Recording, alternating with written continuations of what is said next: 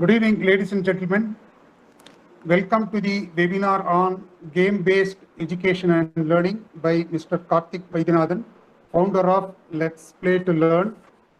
Mr. Karthik Vaidyanathan is the founder of Let's Play to Learn, an initiative that enables joyful learning through the power of play for corporates and educational institutions.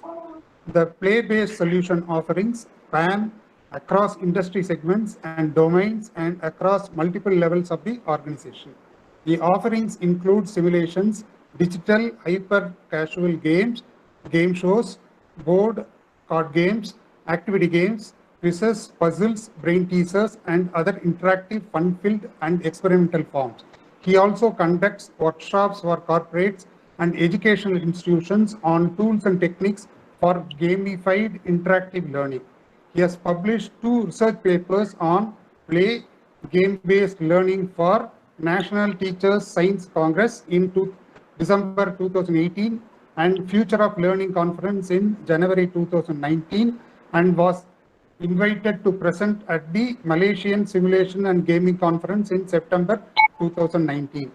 He has been teaching a course at IIT Madras called Let's Play to Learn to help students build games for engineering subjects. Over to Mr. Karthik Vaidyanathan. Thank you. Thank you very much once again. Happy Independence Day wishes to one and all. For those who joined late, thank you for the opportunity again. Thank you for taking time on a weekend holiday to participate in this session. Now, this is a session on game-based education and training. Now, what's the best way to learn anything? How do we learn anything? Let me give an example. We learn cooking by cooking. We learn cycling by cycling. We learn a language by speaking in that language. So to understand games, we need to play games, right? So that's the idea that we have. And today we will start playing a game by which you understand game-based learning. We'll play a quiz game, and I will show. I'm just sharing with you the instructions on how to play the game.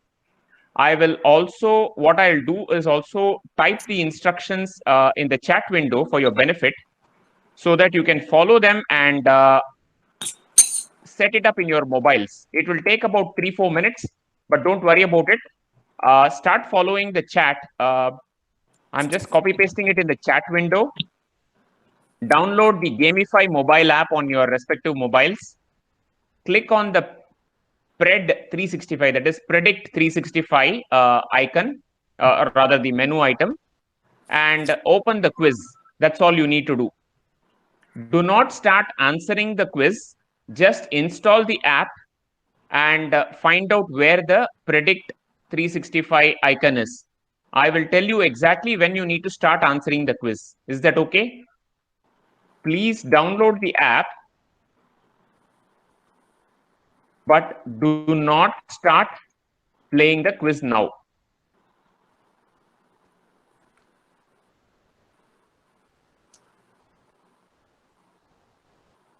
So there is a question, is it available on Google Play? All you need to do is click that link, copy paste that link. It is available on Google Play Store as well as Android as well as iOS.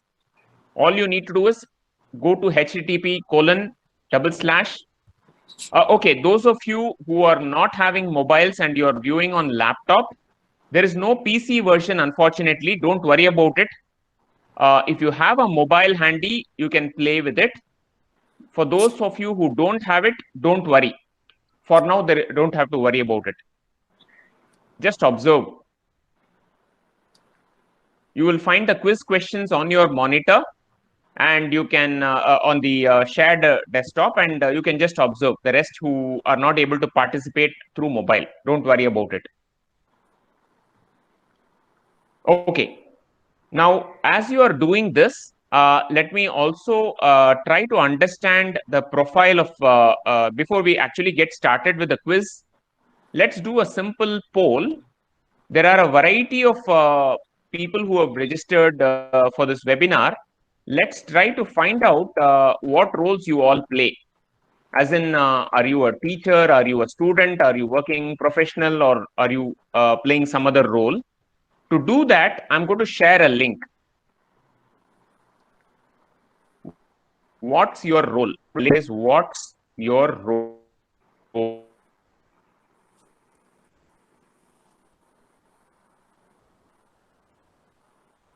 You'll all see a chat window. In the chat window, you'll find a hyperlink, menti.com/5kap, etc. Click on that and try to share your answer in terms of what's the role that you are playing, the professional role. If none of the answers fit in, you can just say neither. I mean, as in others, you can just say others. And as the people start answering the quiz, I'll share the profile of the audience in another window for the benefit of you all to see. One second.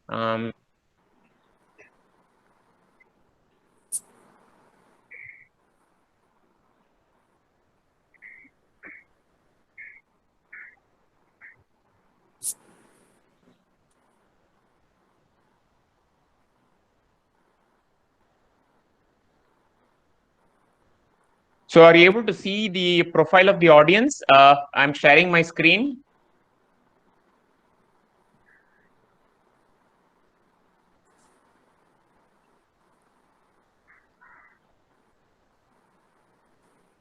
So as people start, there are about 41 people who have answered. 46% of them, almost 50% of the audience is either a teacher or a professor. About 40% people are students, and the rest 15%, there is a small amount of corporate professionals and others. So a lot of you are in the teaching profession, and the next highest being students. Okay. Thank you for answering that, and that helps me understand what role you play. Now, the next question that I was interested in doing is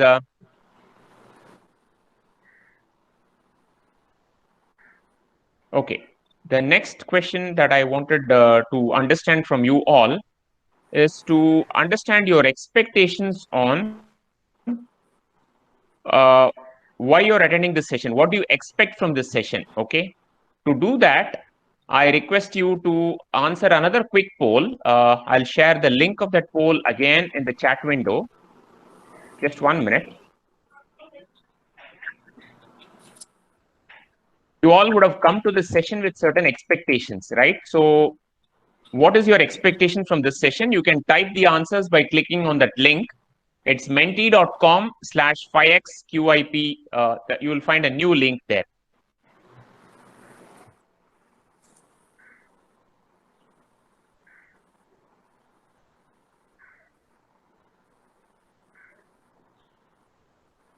And as you type the answers, I will show how the audience expectations as you type it will be seen on another screen. I'm just trying to load that screen.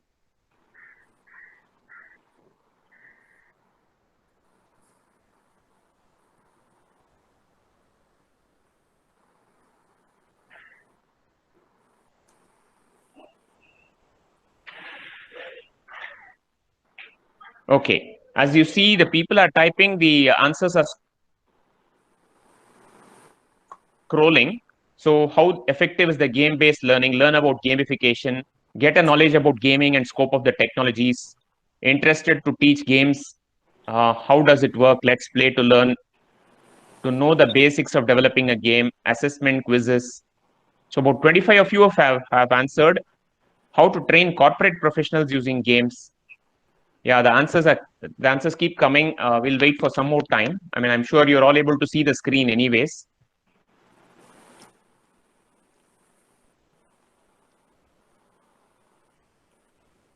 How to implement the methodology? How do you gamify content? How do you make education easy through games? Yeah, exactly. So great.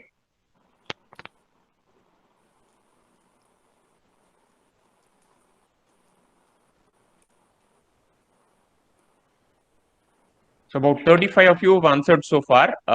Maybe we'll wait for another minute or two and a minute or so, and then we will close this poll. I hope by that time, those who have answered, I hope you have all been able to load the app on your mobiles. And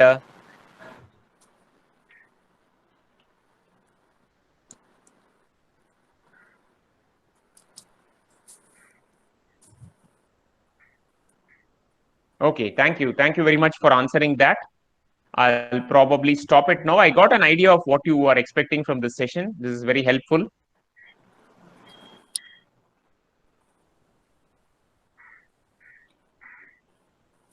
So thank you very much. Okay, so now it's the main thing. As I said, the best way to learn about games is to play a game. And because it's a large audience, we thought we'll actually play a game, right?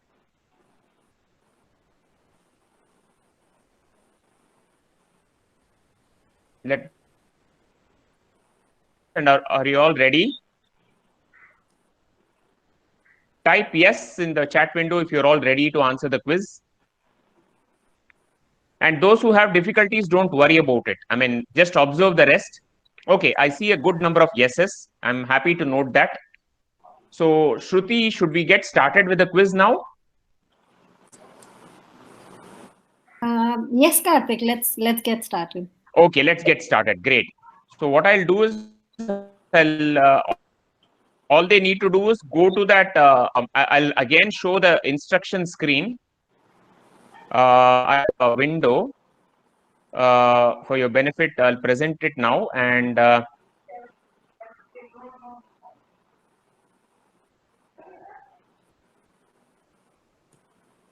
okay. So you've downloaded the app already. You need to click on Pred 365 on the bottom right. You need to open the quiz that says play to learn about GBL. GBL stands for game-based learning. Okay. You need to register in the app, and we need to do this to maintain the points and update the results to you. So please do register in the app and then click on play. Okay. So start playing the quiz, and should I read out the questions, Shruti? I mean, yeah, Karthik, it'll be good if you read out the question, so even the people who are unable to play it because of not having yeah, it would be okay, nice. I'll stop sharing the screen. And I'll start reading out the question. Just in case any of you who have difficulties in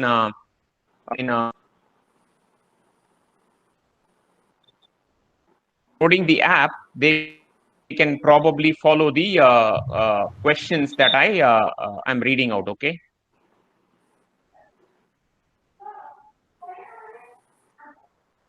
Okay, let me share that screen. I think I'll need to do one by one. 1 second.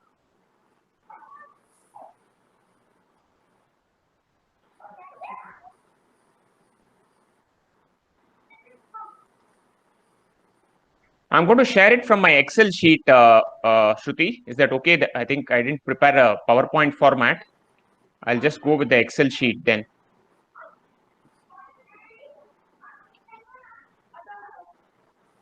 It didn't strike me to, okay, that's fine. A little late, but. No, I think it's all right. I don't think you should present it. Just read out the question. Oh, read out. Okay.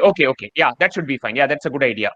Okay, the first question is, which of the following is an example of game-based learning? Okay, the first question is, which of the following is an example of game-based learning? The choice 1 is activities that involve max, playing Pac-Man game while listening to a book on audio. The choice 3 is playing any game in the classroom. Choice 4 is interactive entertaining learning interventions. Choice 5 is none of the above. I'll repeat. Which of the following is an example of game-based learning?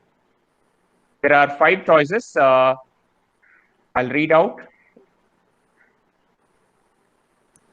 I'll probably show the first question on as a shared question on my screen, just so that you're all able to view it. I'm sure most of you are looking at it on your mobiles, but let me try to project it also on the screen, just that particular question.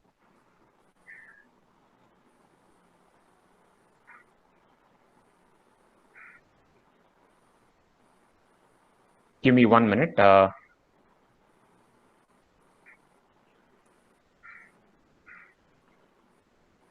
you able to see my screen?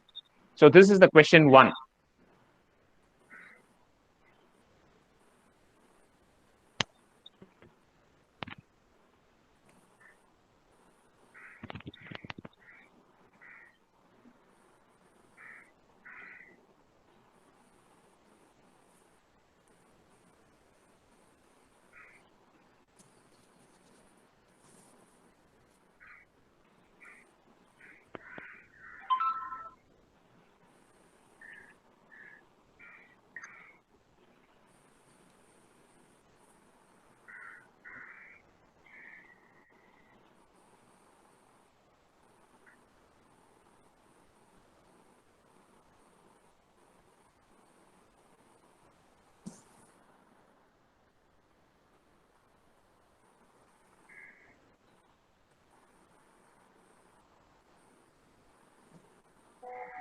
Okay, I hope you've all answered question 1.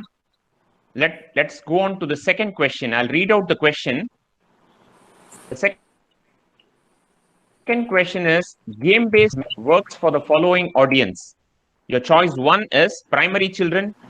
Choice 2 is high school children.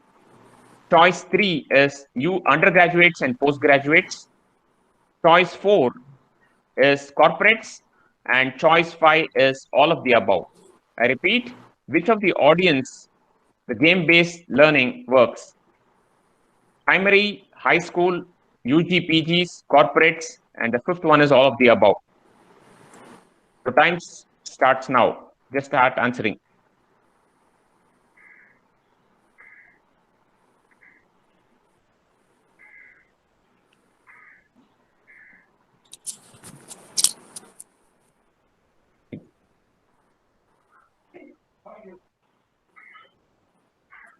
Okay, hope you've answered that.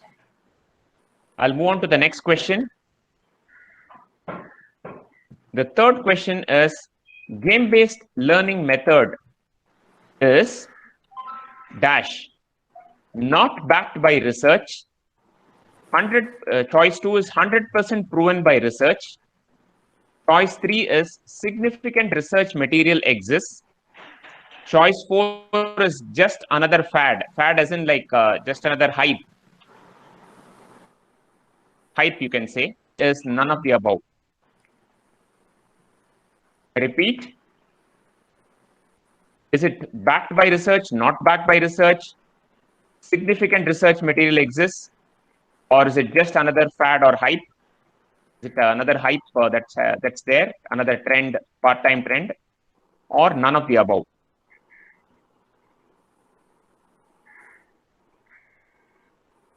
I'll give you another 10 seconds. I'll project it on screen for the benefit of those who have technology issues. These are the 5 choices.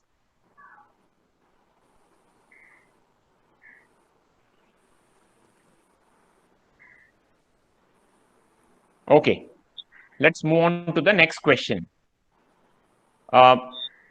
Question 4 is, which of the following are the benefits of game-based learning? The answers are, fail-safe learning is choice 1. Social or peer learning is choice 2. Learner centricity is choice 3. Choice 4 is all of the above. That is, choice 1, 2, and 3 all are true. Choice 5 is none of the above. I'll give you another 10 to 15 seconds to think through an answer. Which of the following are the benefits of game-based learning? fail-safe learning, social peer learning, learner centricity, all of the above, and none of the above.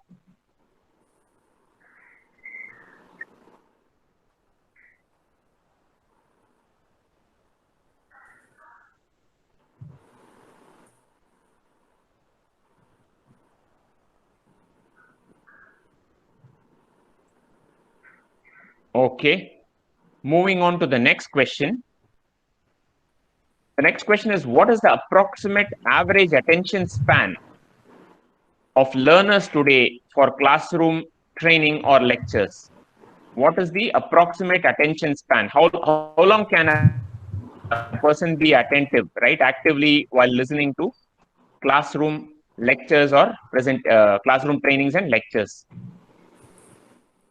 The answers are: choice 1 is up to 1 minute, choice 2 is 2 to 10 minutes, choice 3 is 11 to 20 minutes, choice 4 is 21 to 30 minutes, and choice 5 is none of the above. You have another 10 to 15 seconds to think through an answer.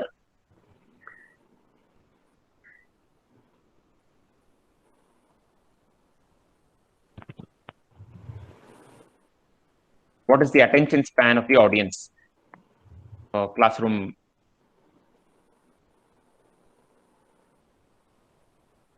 Okay, moving on to the next question. Which of the following components of 21st century learning? Because we are all in the 21st century, there are certain critical ingredients of 21st century and type of people addition. And so what are the attributes of 21st century components that are important for 21st century training? The choices are: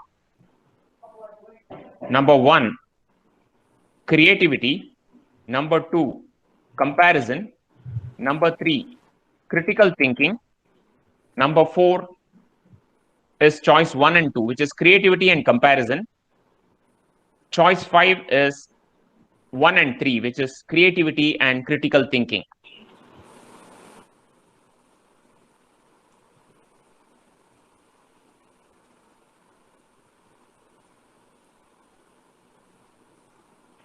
Which of the following is the correct answer?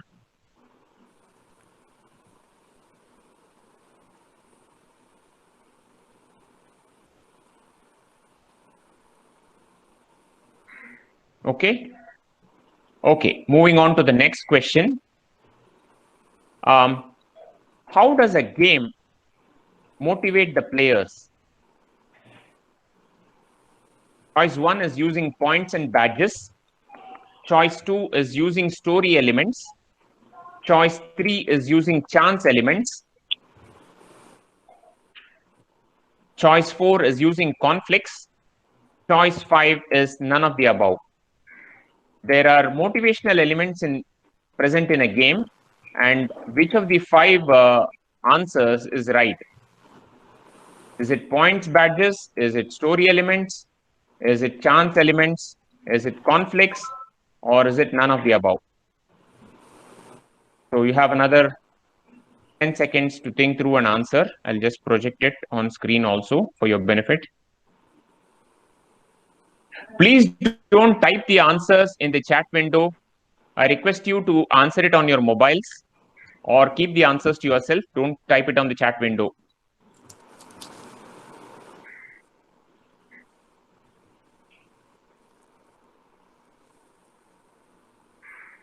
Okay. The last question: how does a game help develop peer learning? How does a game help develop peer learning? Because peer learning is one of the key components of the learning process. How does it help develop? Answers are: using story elements, using points and badges, using options 1 and 2, which is basically story and points and badges. Option 4 is using collaboration.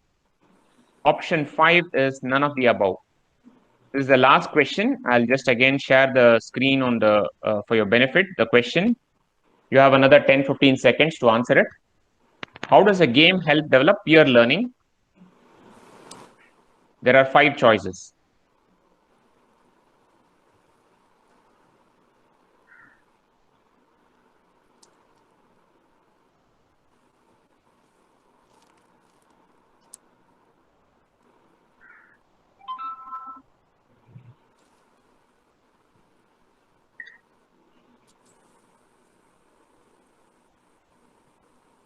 Okay, thank you all. I think with that, I think we've completed the quiz. So now, has everyone completed the quiz, or do you need some more time? I hope. How many of you have not completed the quiz yet? Type your answers in the chat window. How many of you need? I'll probably give another minute or so if needed, and after that we'll move on.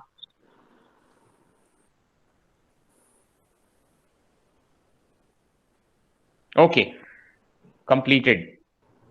My one question was expired. That's okay, ma'am. That's okay. No problem. That's okay. No problem. I think there is a time limit on the answers, so questions. So don't worry. I mean, it's just a fun thing that we are doing. We'll anyway go through the main sessions for explaining purposes. So this is just a fun quiz. All right. So thank you all for participating in the quiz. Now we'll move on to the main session. But before we do that, I wanted to understand from you all, how was the quiz, and did you get any learnings from the quiz? Did you get any learnings from the quiz about game-based learning itself, right? So I would request you to type in this, you click on the Mentimeter link there, I have provided in the chat window. Click on menti.com/Q4T and please type in your answers.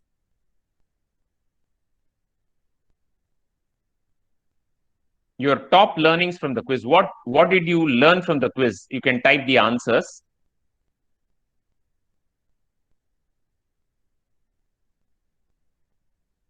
Let's see what all people have to say.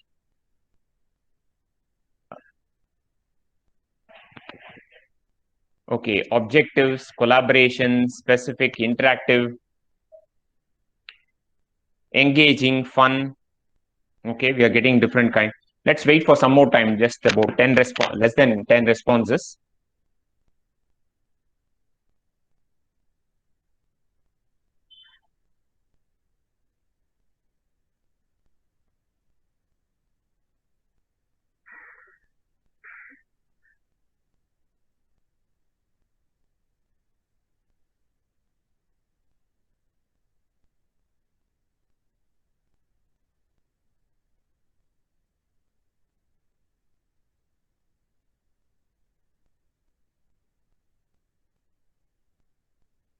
Okay, great. Now we are seeing a lot of answers.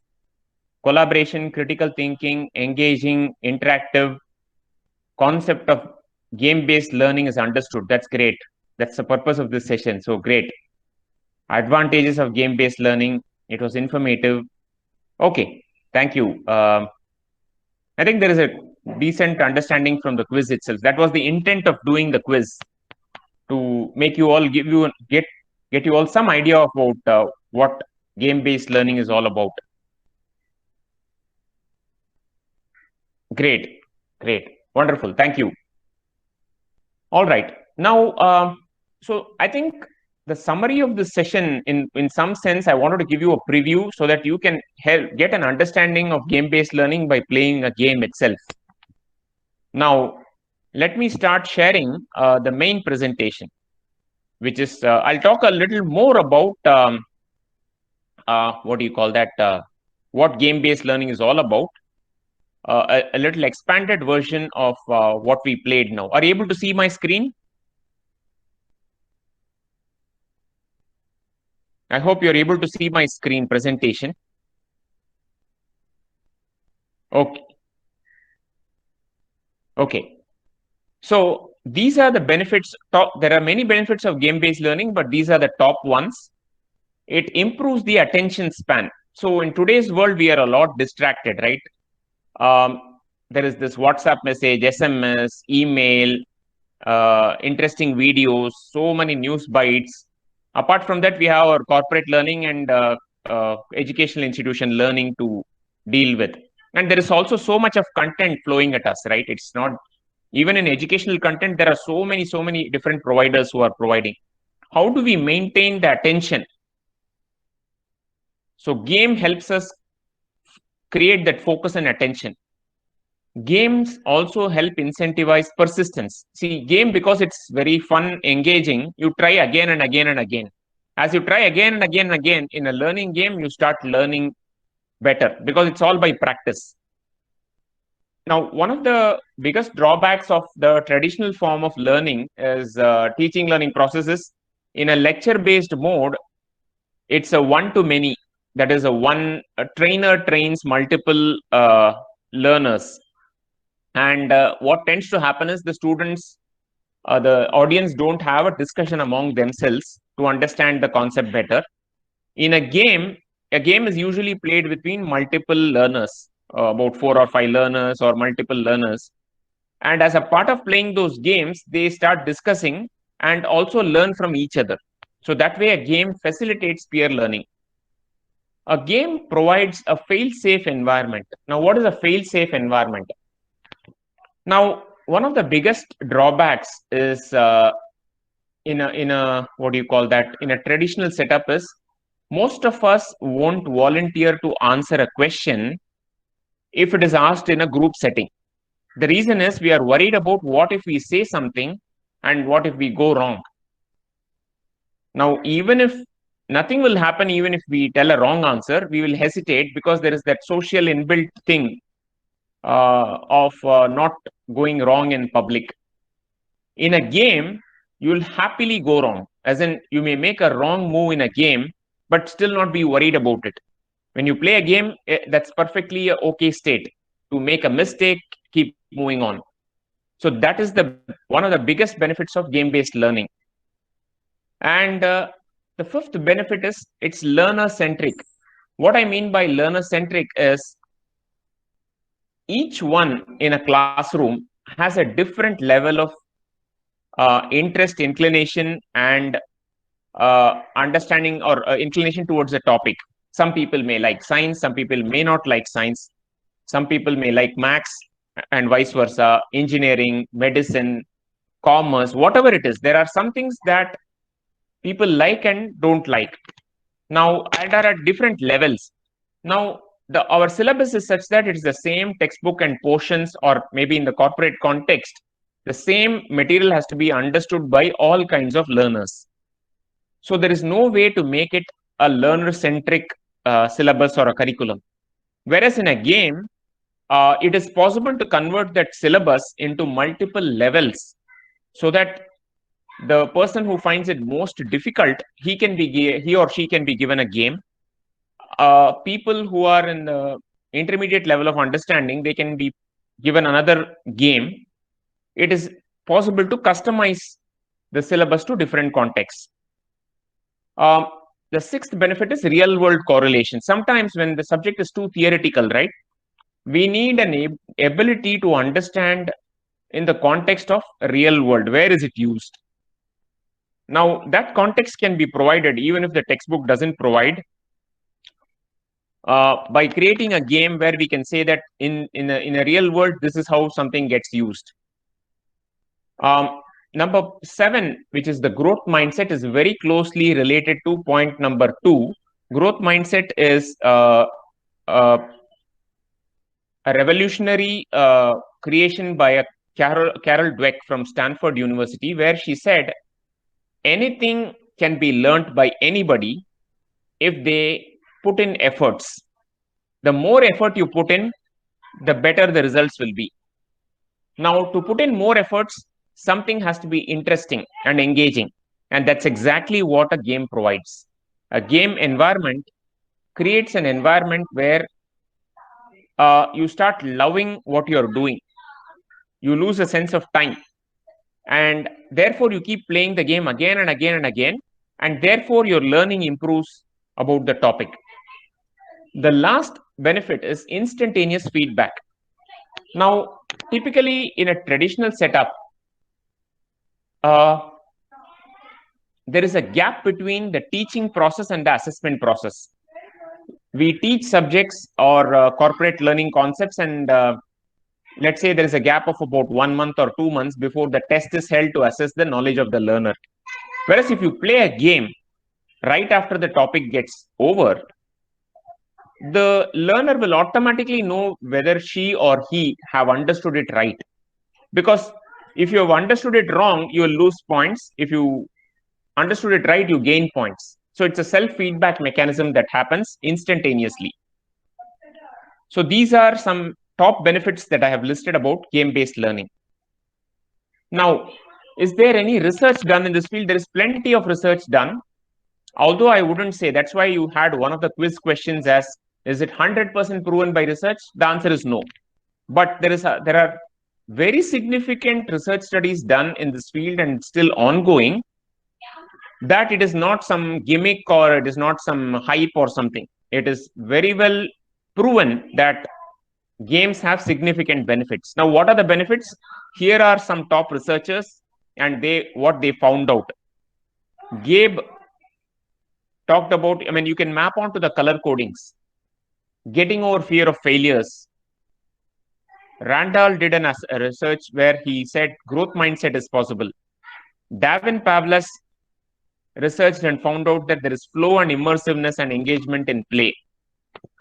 Robin and Sue did a research where they said that social and emotional skills develop using games. Wim Westera researched on how learning happens through serious games. And Lamba Aneta, they researched on how their mind evolves, or rather the thinking process happens while playing games. Now, here is a simple snake and ladder for you all. This snake and ladder helps illustrate why we enjoy games and why the traditional forms is not preferred. As I mentioned earlier, some of these are repetitive, but it is presented in a different way. The green boxes are exactly why the games work. Learn alone is overwhelming. Theory and lectures, people think, when will it end? Conceptual difficulty, whenever we encounter, people tend to switch off. And assessments or tests, if we don't score well, we tend to dislike the learning process.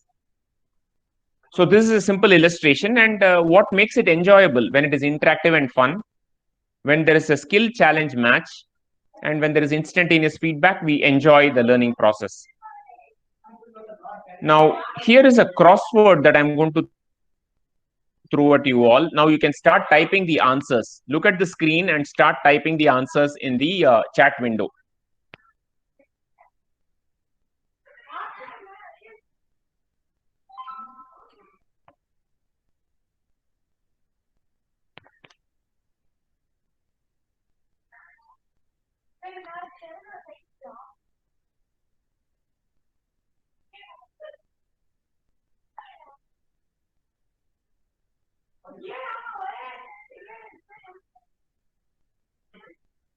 I'll give you another 2 minutes time and I'll start looking at the answers.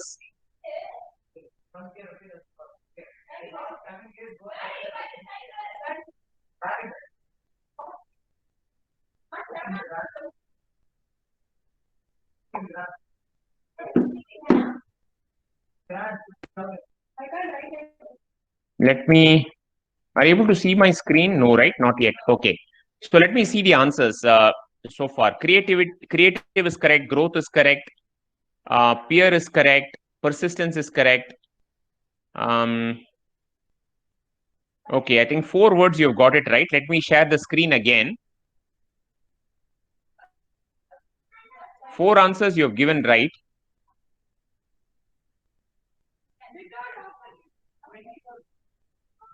Growth is right. Okay, you need to get 2 down and 5 down.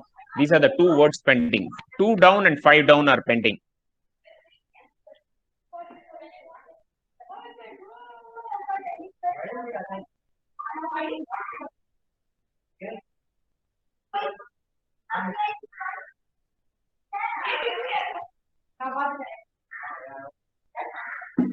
Let me see if anybody has been able to get. Unfortunately, when I stop switching the windows, the sharing stops. Oh no, it's not stopped. Happy. Emotional is correct. Emotional is correct. Just 1 minute. Happy and emotional are correct. Yes, I think you got all the answers. Let me show the answers in the next page. Next slide. Persistence, emotional, growth, happy, peer, and creative are the correct answers. Now, these are exactly the traits that are needed for 21st century learning. Okay, 21st century needs are exactly around this. And all of these are enabled by game-based learning. Okay, that's the intention of providing the snake and ladder and crossword puzzle to all of you. Thank you. Congratulations to all of you. You've got the crossword right. Now, let me talk a little bit about flow factors. There is a famous researcher, Mihaly Csikszentmihalyi, is a Russian researcher, so the name is a little bit difficult to pronounce. What he researched was about the concept of flow. Flow as in when do we get actively involved in something, we lose ourselves. Like, let's say, to easily understand flow, let me give an example. Some of us like reading books so much. Some of us like listening to music. Some of us like going for a walk. Some of us love to paint. When we do that, we forget ourselves. We don't find that time passes at all, because we like it so much. We get lost in it and immersed in it. Okay, that state where we lose ourselves and are completely happy and joyous is called flow state. And Mihaly Csikszentmihalyi researched what are the factors that constitute to the flow state. It is the ability to concentrate. It is deep but effortless involvement, immediate feedback, challenge and skill are matched, and all the other factors. Now, why am I saying this? A flow is present when you play a game. Most interesting games have flow built into it, which means it results in effortless learning for people. That's the reason why I quoted. Now, Davin Pavlos had constructed this diagram by his research. What are the player traits, player as in the learner traits, and what are the game features that need to be in place, and how does the learning process happen in mind through play? How these different factors lead in the mind to a flow state, and how does the flow state result in learning? I mean, this is a fairly complicated or involved diagram. The reason we are not going to go through in great depth about the diagram itself, but I just wanted to highlight that this is the amount of deep research that has gone into the area of play-based learning. Okay, so play and game result in learning. Okay, so that's about a bit about all the research work. So what do we do at Let's Play to Learn? We enable joyful learning through the power of play for corporates and educational institutions. We do it for a variety of topics, technical domains, soft skills, all through games. So let me share with you the kind of work that we do. As as was mentioned in the introductions, there are so many different kinds of games. Digital games, treasure hunts, game shows, simulations, activity games, you name it, there are so many more. I've listed the top common ones. We used to do a lot more of paper and board and card games earlier, but because of COVID, obviously nobody can play it, and therefore we are concentrating on the digital and virtually playable games. But I'll walk you through some board game and card game examples also. So here are some games that we have created in the corporate context. On the left hand side, you see a game called My Last Paycheck. It was created for a financial institution to make people understand the different kinds of investments, like whether you want to invest in a property or gold or fixed deposit or share or a mutual fund. What gives best benefits? What gives returns? Which is risky? Which is giving returns? How is long-term, short-term investments benefits? We designed everything in the form of a board and card game. On the right-hand side, we have a marketing strategy card game called Maja. It helps in making people understand marketing in a fun way. What are the different kinds of marketing possible? Which companies market in what different ways? That's the idea behind Maja game. This is for risk and financial planning. It's a simple snake and ladder board game. Now, this is for a personal finance company which advises on risk and planning. So it's a very simple illustration. What are the factors that constitute financial loss, like for example, job loss or a stock market crash or a medical expense? And what causes money inflow? Skill and pay upgradation, inheritance. Is very simple illustrative snake and ladder. This was done for another financial planning firm. Now, this is a topic that is POSH. POSH is prevention of sexual harassment. This is unfortunately a sad thing in our society. In corporates, all corporates are supposed to undergo a training on prevention of sexual harassment. There's a company called Kelp HR that conducts trainings. We created card games for that purpose. So this is an illustration of that.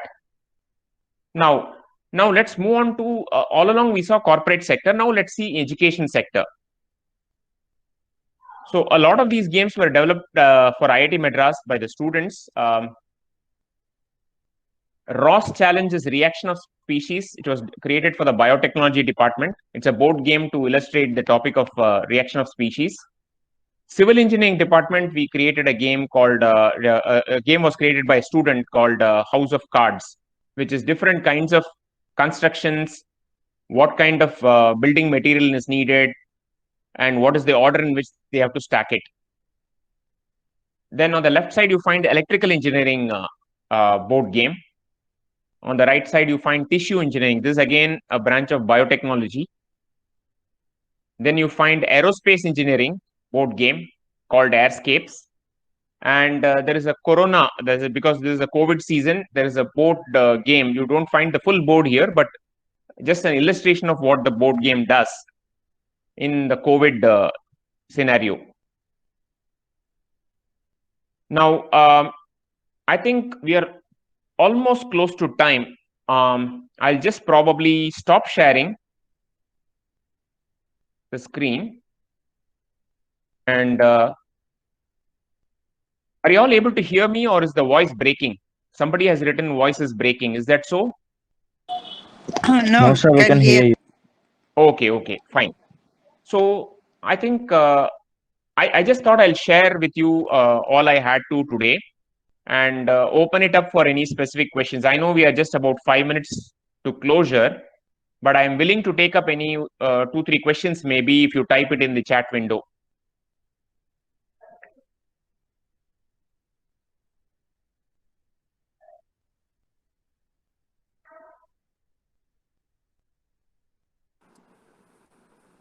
Karthik, if you have some more points to discuss, you can go on. There is okay. The constraint is not, the time is not a constraint. Okay. People are quite engaged, and then they would like to listen to you. Okay. No, thank you, sir. Actually, I didn't want to.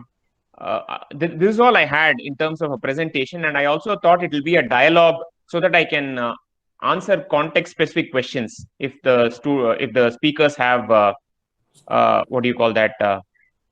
Sorry, if the audience has any specific questions, I will contextualize my session in that context.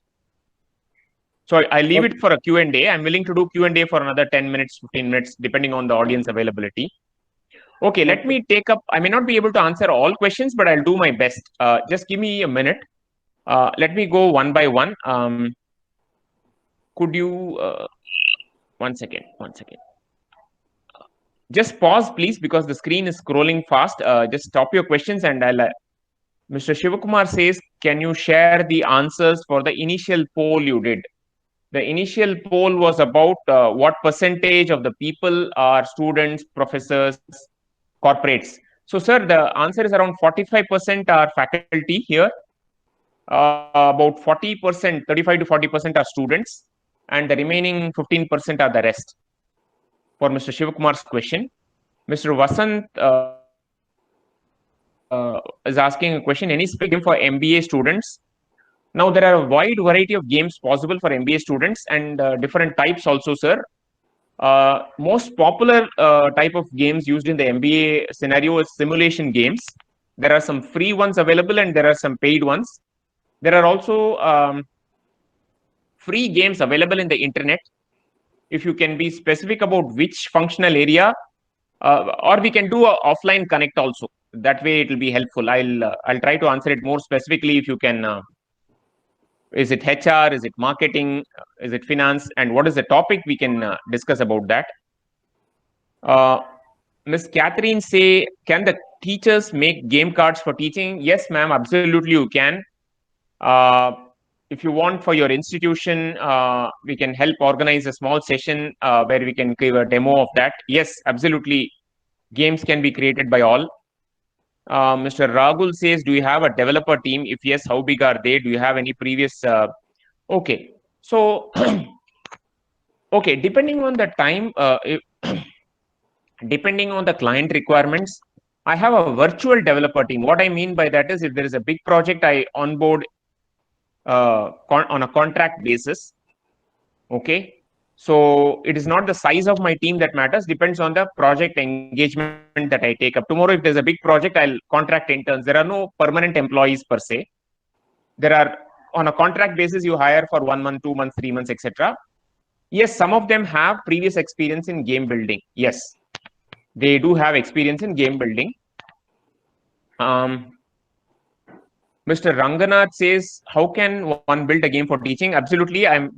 We can walk you through the process for your institution that you work for, either it's a corporate or a educational institution. If we do faculty development program and also do corporate training processes in this, so we can organize one to help you understand, sir. Is it Miss Induja says, is it possible to make engineering learning through? Absolutely, ma'am. What I was showing in the examples, any engineering can be made game-based. I do classes called Play to Learn at IIT Madras, where I do game-based learning training for the students and work with the faculty to convert engineering subjects into games. What are the other websites available similar to Mentimeter? Okay, there is something called AHA Slides, sir. There is something called Slido. I'll type the answer. No, I'll not type, otherwise it will keep scrolling. Slido, SLIDO, is similar to Mentimeter. AHA Slides, AHASLIDES, is another site that is similar to Mentimeter. Ms. Anita Bai says, any suggestion hyphen teaching entrepreneurship? Ma'am, your question is, I'm not able to get it, ma'am. Can you expand? Mr. Anupam says, how game-based education may help in teaching computer science subjects to BTech CSE students in a better way. Sir, we saw the benefits of game-based learning. If we identify the topic that is difficult for the students, we can create games for that. We can even coach the students and faculty to create games in that specific concepts. Now, one thing I wanted to tell you is, not every topic needs to you need to create a game for every topic. There are topics that are easy to understand. So don't invest in creating a game. The topics that are boring, difficult, that is where I would suggest you invest time in creating games. Okay. So happy to do faculty development or for your institution. Because I will be, what are the, okay, that is Mr. Anupam Agarwal. Mr. Raish, okay, thank you, sir. Mr. Raish thanks me for the presentation. Thank you, sir. What is the appropriate percentage of gaming? Excellent question, ma'am. Akila, ma'am, excellent question. Yeah, we should not overdo it. My suggestion is about 25 to 30% of the class can be games. And that too, it is again dependent on the topic. If we have too much of lecture and theory, the class will get bored. If we should again not go to the other extreme where it is all games. Okay, then they will not realize the seriousness. We need to blend it. I would recommend 25 to 30%. And that too, it should be blended in a good way. Let's say you have a 1 hour session. We can start with a small game for 5 minutes. We can do theory and lecture for another 15-20 minutes. We can do another game for 10 minutes. Again, do the lecture for about 15-20 minutes and wrap up the class with another game for 5 minutes. So that way we spend about 15 to 20 minutes in a 1 hour session on games and yet cover the theory. Mr. Rahul says that there are rabbits coding game. Thank you, sir. I think that's good learning for me also. There are many other games. Absolutely right, Mr. Rahul. Absolutely. There are so many games that are available for free. Some are paid already on the net. It is just that we need to do the research. In some cases, we may not get the right games for our subjects, in which case we need to create them. Okay. So definitely, Mr. Rahul is right. Please suggest some internet resources and website. I would suggest, okay, that is a very generic question, but I'll try to answer to the best extent possible.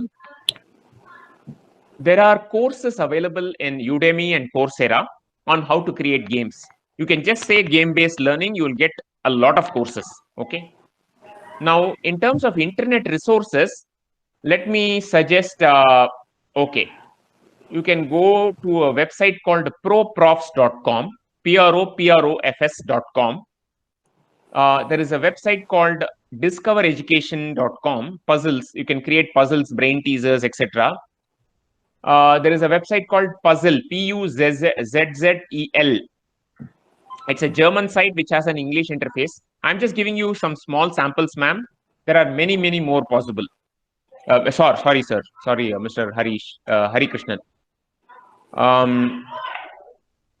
I would, my email ID is Karthik. I would, okay, let me suggest something, sir. I will happy to give you my email ID. I'll type it here. But I would also request you to fill the context of, okay, I'll give you my email ID. That's better actually. If you can fill the requirements that you are asking for, okay, I'll make it simple for you. I'll just type my email ID. Yeah, Karthik will also be providing the contact details when we are sending the video recording to all the participants. Yeah. We will do that. We will be also doing that. Okay, sir. Thank you. Mr. Rahul's question, Harichandran, Mr. Tatta Vamse, what type of game you prefer for people right now, which will be said? Okay, right now it is only digital games. When I say digital, you don't have to create a software per se. There are websites that help you create it, and you can share the screen and make it interactive. The only game that may not work in today's scenario is board game because of COVID conditions. Otherwise, a board and card game will be really fun. Quiz games are fun, like what I did for you, quiz games. The tools like Mentimeter can be, it's not a game per se, but it causes interactivity. What is the basic requirement to form a game teaching team? Okay, I would say, sir, they need to understand why a game works. Primarily, the faculty or the teacher needs to be convinced that this is a method that works. That's a fundamental requirement. Because a lot of people, the youngsters, it's not a problem. Youngsters, they want games, they want fun. But because we have all grown up in a previous generation where the, what do you call that, the training methodology was more lecture based, we find it difficult to adapt to this new method because we've always seen in our mind as games or play or fun is opposite of learning, right? If you want, it is not serious is what we are thinking. So that is the main requirement that we need to change our mind. Mr. Sudhakar says, do we have game-based learning for computer science? Yes, it's all been already answered, sir. I think one of the students answered it. It will take a lot of effort to create game for, not necessarily, Mr. Ranganath, when we do the faculty development workshop along with for the faculty and students, we will help you create a lot of simple games too. Some games do take a lot of time, but don't assume that every game takes a lot of time. There are simple games too. In engineering, how do you use game-based learning? Just like I showed, it takes some time to create a game and then you start playing it in the class. And Mr. Mohan has shared the feedback link. Okay, I think there are many more questions. I think I'll wrap it up now. I think I've answered about 10 to 15 questions. So please provide your feedback in the session, in the form provided by Mr. Mohan. I think I have one or two questions. Yes, sir. Please, sir. Yeah, please go ahead, sir. Okay, now we saw almost everything positive for game-based education. Right. Can you highlight, are there any negative issues associated with game-based learning? Okay. Now, so I would say, I wouldn't say negative, but I would say this. Supposing we create some games and people only focus on the games but not on the learning, right? They just play the game for fun but miss out the learning. That is a negative because they get then addicted to the games rather than the learning.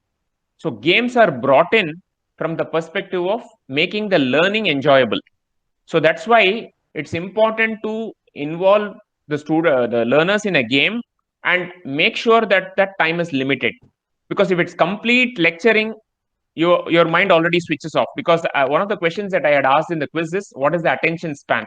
It's hardly 5 to 10 minutes. If you do any lecture beyond 5 to 10 minutes, unless of course the topic is so interesting for the student, the disconnect happens because there are these WhatsApp distractions and so many other things that are there. But we should not overdo games from that perspective. They should know that it's a learning game and it's not an entertainment game. That I feel is the single most important point or a drawback. And another dimension is there are multiple forms of games, sir. One is most traditional form of games is competitive games, like somebody wins and somebody loses. 80% of the games so far have been designed that way. Now, recently, the last 10 years, people have realized that competition doesn't work. Collaboration is the way the world needs to head to. So they have started preparing collaboration games, but there are only 20% collaboration games. So if we overdo competitive games, people will focus just on the winning part and not on the like, it's not about winning the game. It is about learning from the game. Yes, you can win the game for the fun factor, but it should not lead into your behavior of winning, as in like you're using a game for a purpose that should not get lost out. That's why some experienced practitioners, they say that design the games collaboratively so that there is no winner. Yeah, that otherwise it creates some complex within the group. Yeah. Exactly. But mostly what I have seen is most people are not getting that complex even while playing competitive games because they treat it as fun only. So far, but there is that tendency. If there is the small tendency to make it that complex is also possible. Okay, so that is another thing. These are the two drawbacks that we need to carefully watch out for. Okay, in terms of see, now with the online education is going to become normal, right? Are there any specific additional investments a learner has to make to facilitate game-based learning? Learner, or you mean the facilitator, sir, teacher or learner? Both the side. Both. In terms of investments and things like that, are there any additional requirement is needed? Okay, so definitely, definitely a very good broadband connectivity, and I know that it is dependent on the state or it is dependent on the town. Sometimes this, but broadband is definitely a must investment. In terms of tools, there are free tools available and there are paid tools available. For example, even the Mentimeter that I used today, for most purposes, the free version is sufficient. But sometimes it may be worthwhile investing in a paid version, particularly for the institution, because a paid version provides a little more features always. Similarly, again, there are multiple opinions on the Zoom video conferencing software. There are pros and cons. Google Meet works well, but one powerful feature that I've seen in Zoom, particularly this is true for interactive learning, is Zoom provides the ability for conference rooms or the breakout rooms. Okay, I don't know whether Google Meet provides that. I believe Microsoft Meeting software also provides that. I'll tell you why that is a worthwhile investment making is because sometimes beyond a game, you need to start making the students interact with each other. The breakout rooms help create those small connections among the students, which the students can present as a group. What do you call that? Group interactive sessions can be facilitated. I would say Zoom is preferred that way. Microsoft, and I'm sure all companies will start developing that. But right now, to the extent that I've seen, Zoom is the best. But again, there are some opinions that Zoom may get banned and all that. I don't know about that. So far, the government of India has not banned Zoom. But different institutions may get different instructions from their higher authorities. So that's what I would say, sir. Okay. Then last question: are all types of learners are engaged through game-based learning? Basically, there are some learners are fast, some learners are slow in reaction. Right. So particularly game-based and competitive, like for example, today's question, the timeout took place. Yes. For a Yes. question. Yes. So how will you really engage if someone is slower than the faster one? So Okay. that way, are you creating any competition among learning itself, or how will you take care of the slow learners? Okay. Now, actually, sir, today it was more a constraint-driven thing. Ideally, I would have, because it's a 1 hour session. Otherwise, I would have given 1 to 2 minutes for every question. So in a normal day, I wouldn't have given any time limit at all. But having said that, there are different types of learners. Let me answer your question. There is something called VARK. VARK is visual, auditory, read, write, and kinesthetic. There are 4 kinds of learners. People who understand best through visuals, through listening, auditory, read, write. For them, reading and writing gives them the best learning input. Kinesthetic is activity based. They want to do some projects. That is the only way they learn. They will not study from textbooks. Now, in some form, all these aspects can be designed in the form of games, not in the same game. Games, board games are visual. Board games are interactive. That visual and auditory input comes in a board and card game. Read, write is possible. It's possible to make people read and write in specific type of games. Kinesthetic is activity-based games. So I would say 80 to 90% of the learners can be engaged through games. Having said that, there will always be a 10 to 15% who have their own unique abilities. For example, disabled students, it's a big challenge. At least I'm not aware. I'm not the right person. There are people who try to find how to engage them. There are people. But I'm talking about a normal population. I would say 80, 85%, they like game-based learning. But those 15% or 20%, there are challenges. Okay. There's one more question in terms of practicing this game-based learning. I think more of this thing happens at the lower standards than the higher standards. Is there any gradient, like, or is it at equal level at different? Correct. So what I have noticed is up to primary, there is a lot of games, interactivity in our textbooks and classes.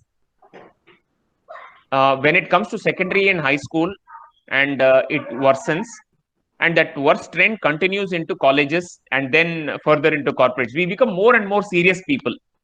We think that games and play are not cannot give us meaningful learning, which is very false. That my strongest belief that I'm trying to change is learning has to be fun. No matter what is the learning, whatever be the age, you can be 60, 70, 80 years old. There is always a joy with learning. The type of games may vary with age. I'm not saying that the same game that works with a primary school child will work with a college student, nor it will work with a corporate person. But that fun element, the type of game that we use to engage, that has to be there. and we become more and more serious, and that is the reason why the effectiveness of the learning also drops. Now, I'm not denying that there are alternate ways of making learning interesting. I am a big supporter of storytelling also. If you can communicate through stories, but that needs a different skill set. You can create videos that will also be effective. Video is nothing but harnessing the visual and auditory parts of learning. That's equally effective, but these are all time consuming and also need more investment. I won't say storytelling needs investment. Storytelling needs people with that ability. Video making needs significant cost and investment. So I would say if you can get storytellers, go ahead by all means. It will make the class interesting. Or you can design games. So that's what my take is. Okay. Then one last question. I've been telling this thing, last question, last one, but I keep asking, but this is going to be the really last question. Sure. Now, in terms of time constraints, basically like online education, trying to impose a lot of time constraints. In between classes also there has to be some gap and things like that. So Right. which means that with so much of syllabus to be covered, this type of introducing games, how is it going to affect the learners or covering the syllabus? See, basically at the end, they have to prepare the students for examination. Correct. And the examination results, makes a lot of difference in terms of admission and so on.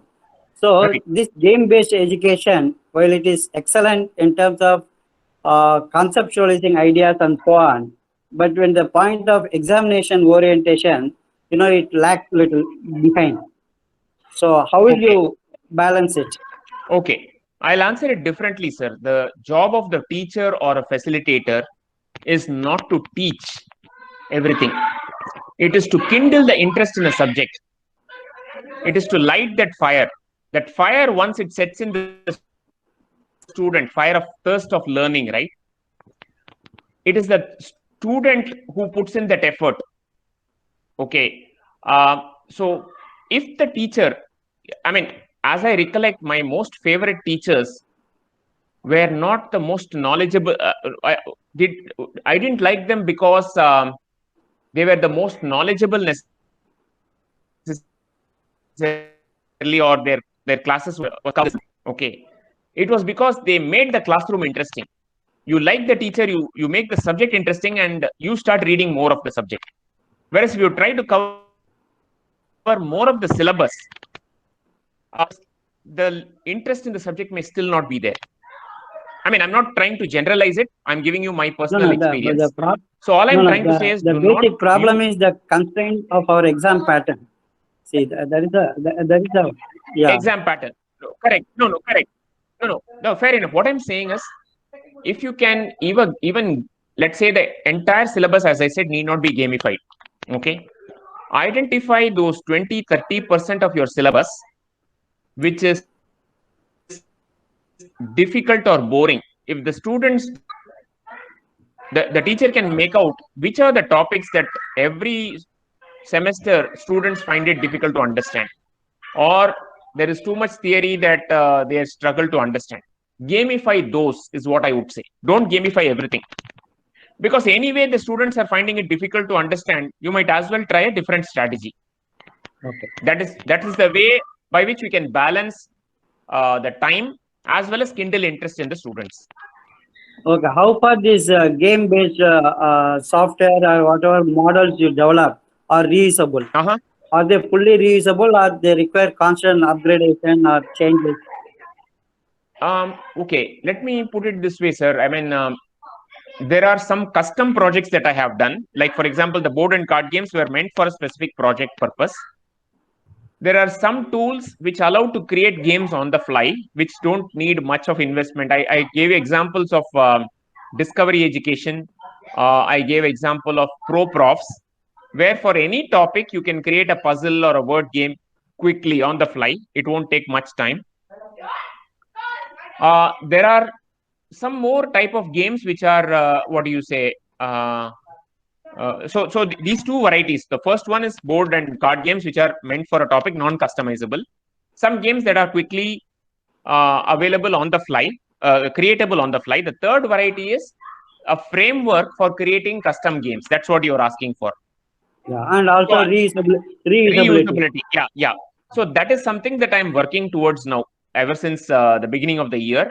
Once I have something in place, I'll be happy to share. Yeah, basically, some institutions they may like to invest in Yes, terms of yes. production capabilities and so on. So they would like their investment to be protected for a longer period. Got it. No. I think it makes sense, sir. So I'm working on that. Once it is development ready, it has to be tested for a production rollout. Once it is ready, I will be happy to share. Okay. I think there are people have been asking some amount of examples and some more information, additional resources and so on. Possibly if we can give a one-page write-up, Yes, on yes. resources. So when we are sending the video recording to the people, we'll attach it along with your contact details and so on. Maybe 1 or 2 pages of write-up, on the subject. Yes. That will be definitely useful for many. Sure, okay. Sure. Okay. Thank you, Mr. Karthik, for an excellent and engaging presentation. In fact, this has been quite a different one among the various webinars we had held. Most of them were used to be lecture based, and then one-to-one basis, one-to-many. Basically, speaker talks, and then most of us are listening, and very less of interaction. But today, it was more of interaction rather than a single person or you are speaking. It has been excellent experience for most of us. Thank you very much, and definitely you have taken a lot of efforts, and you have taken time in communicating and engaging us in this excellent presentation. On behalf of the organizing units, Computer Society of India, IEEE Computer Society, and ACM, we would like to once again thank you for your time and efforts. And we really enjoy, and of course, obviously, this 1 hour is not adequate. Particularly, we need to provide a little more time. Possibly, 3-hour session or half-day session might have been, more engaging people. They would have found it to be a little more interesting and so on. Maybe sometime later we can even run a workshop. Possibly, in this platform we can attempt to run a workshop. Sure. So I also want to thank the participants for their active participation. Before I close the session, today's session, just want to make few announcements. Next week we are having 3 webinars. One on 18, data analytics using R. And on 20th, we have one session on CV writing and interview skills. On 22nd, we are having a program on 5G. Is it a myth or reality? And afterwards, on 25th, we are having a webinar on AngularJS and React.